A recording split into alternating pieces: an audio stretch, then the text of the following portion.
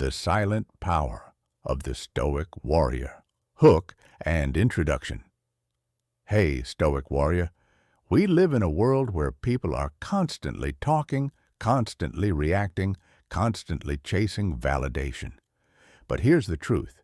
The more noise you make, the less you are heard. The Stoics understood something timeless. Silence, discipline, and presence carry more power than endless words or arguments. They knew that your calm, your restraint, and your ability to endure without complaint can shake the world more than shouting ever could. This isn't about retreating from life. It's about mastering it.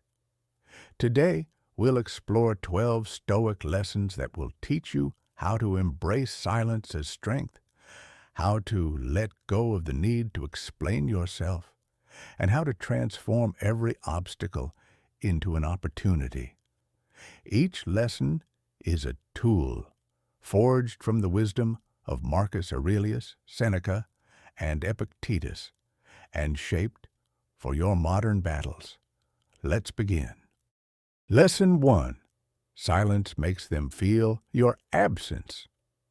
Have you ever noticed how much noise fills the world today? Everyone wants the last word. Everyone wants to explain, defend, or prove themselves. But here's the paradox. The more you talk, the less you're heard. Stoics understood that silence carries a weight that words often cannot.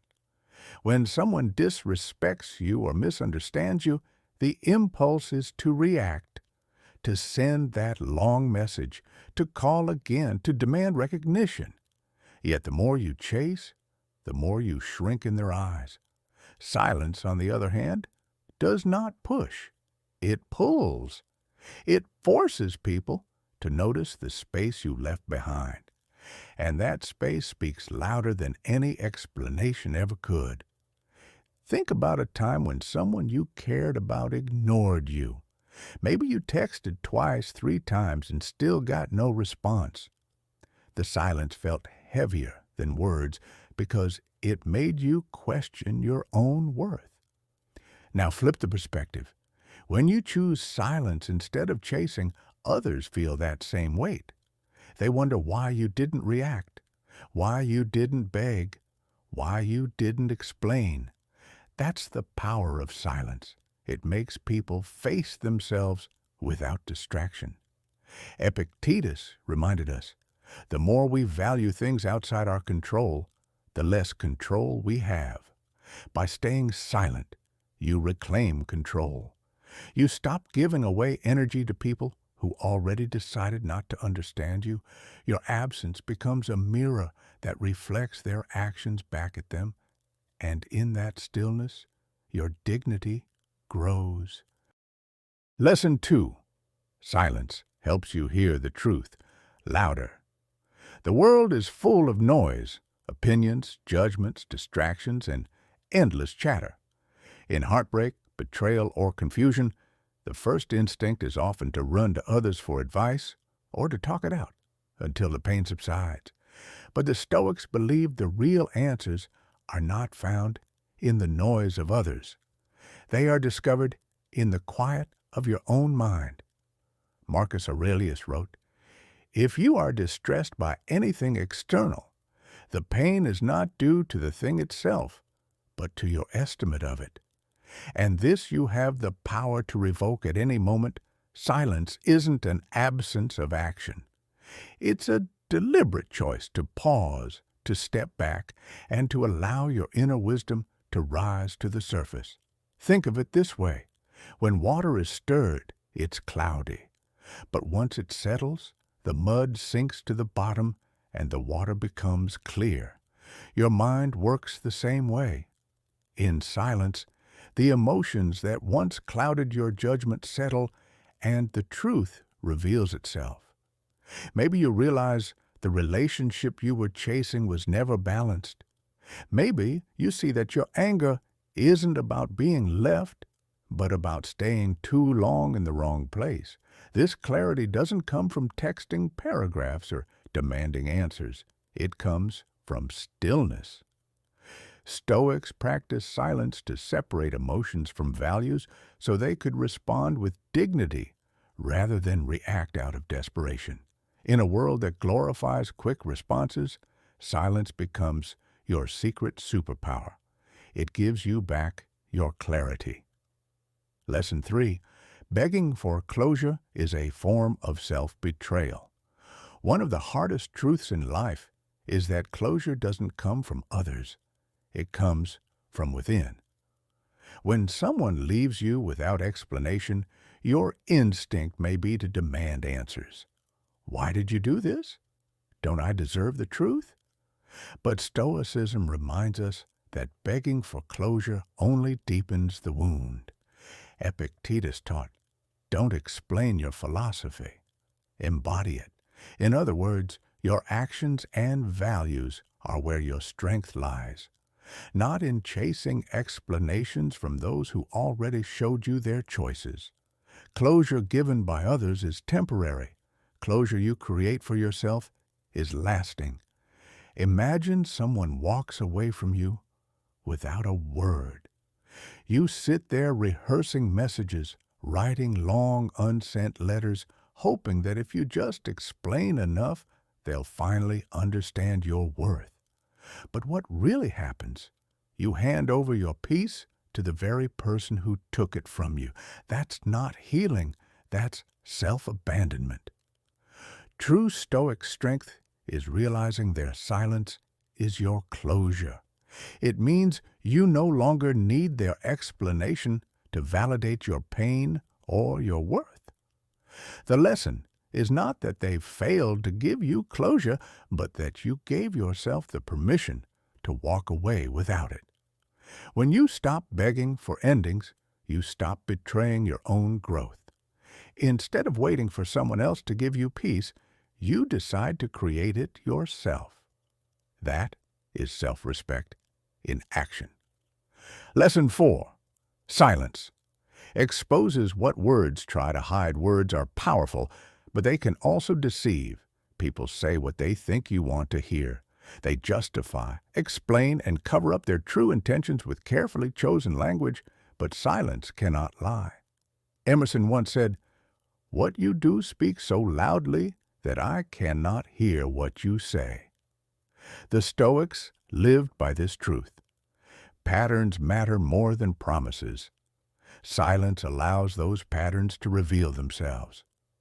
When you stop explaining and stop giving endless second chances, people show you who they truly are. Their actions become louder than any apology. Think of someone who mistreated you, then came back with perfect words. "I'm sorry, I didn't mean it. I'll change." At first, their words sound convincing, but when you step back in silence and simply watch, you'll see if their actions align with those promises. The manipulator grows frustrated when they can no longer provoke a reaction. The one who respects you will take responsibility and reach out with sincerity. Silence removes the mask. It strips away illusions and forces reality to stand naked. Instead of confronting with noise, you let the truth unfold naturally. This is not passive, it's powerful. Because when you rely on silence, you stop being fooled by words and start being guided by truth. Lesson 5. Not explaining yourself is the highest form of confidence. When someone misunderstands you, the natural impulse is to defend yourself.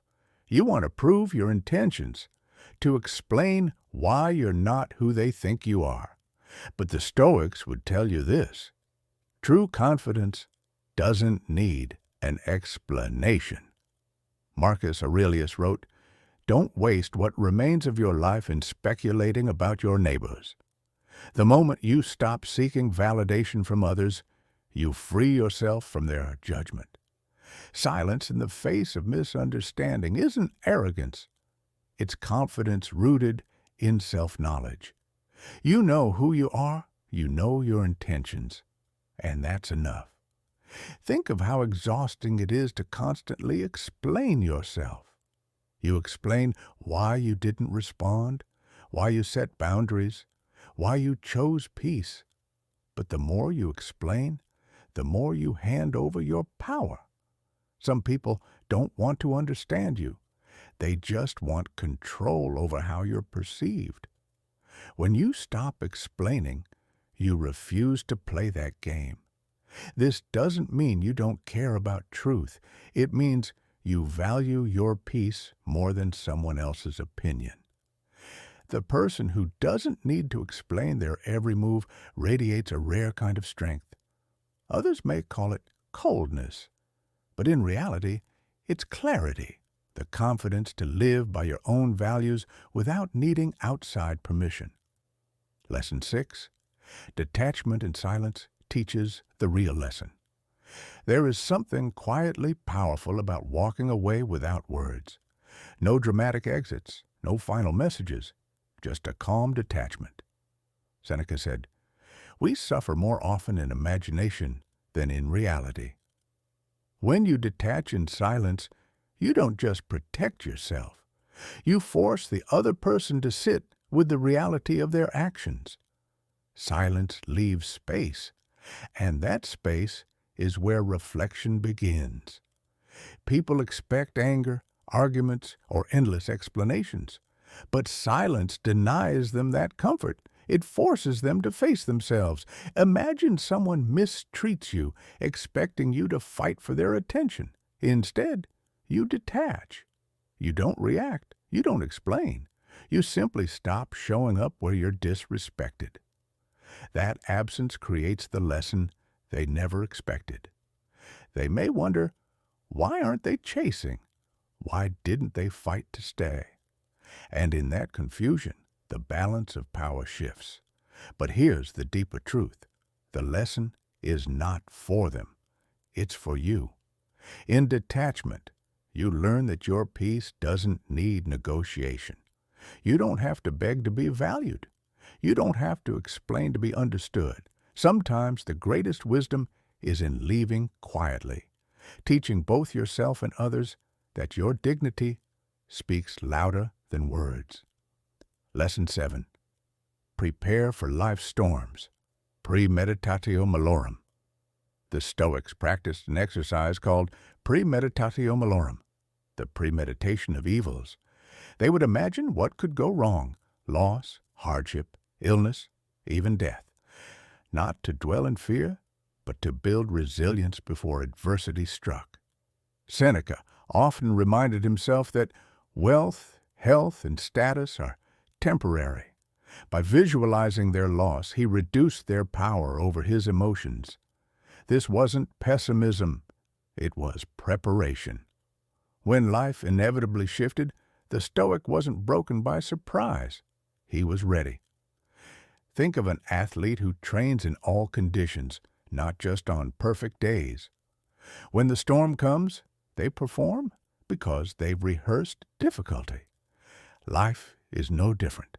By imagining setbacks, you strip fear of its sharp edge. You begin to say, if I lose, I'll endure. If I fail, I'll learn. If death comes, I'll meet it as part of life. This mindset doesn't weaken you, it steels you. Modern society avoids thinking about loss, but Stoicism teaches us to face it head on. So when hardship arrives, we are calm, centered, and ready. Silence prepares the mind. Premeditation prepares the soul. Together, they form unshakable resilience. Lesson 8. Live fully in the present moment. The Stoics taught that life is wasted when we spend it regretting the past or worrying about the future.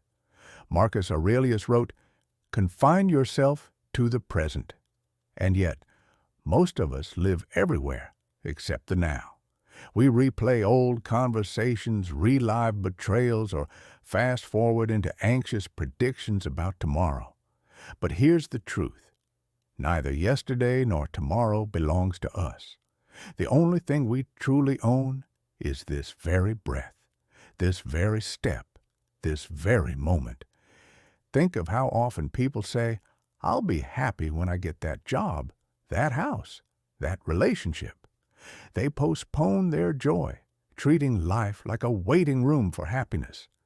But the Stoic knows joy is always available in the present. Eating a simple meal, watching the sunset, or sharing silence with a friend. These are not small things, they are life itself. Living fully in the present doesn't mean ignoring the past or future. It means refusing to let them steal today.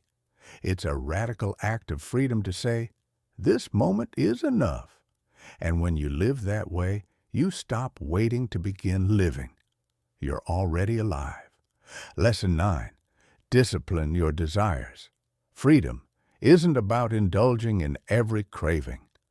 To the Stoics, true freedom came from mastering your desires. Epictetus compared people enslaved to appetite, whether for wealth, pleasure, or validation, to puppets pulled by strings they cannot see. The person who cannot control their impulses is never truly free. But the one who disciplines desire gains sovereignty over themselves. They stop being ruled by what they want and start being guided by what they need. Think about modern distractions, endless scrolling, binge-watching, overindulgence in food, or the constant hunger for likes and recognition.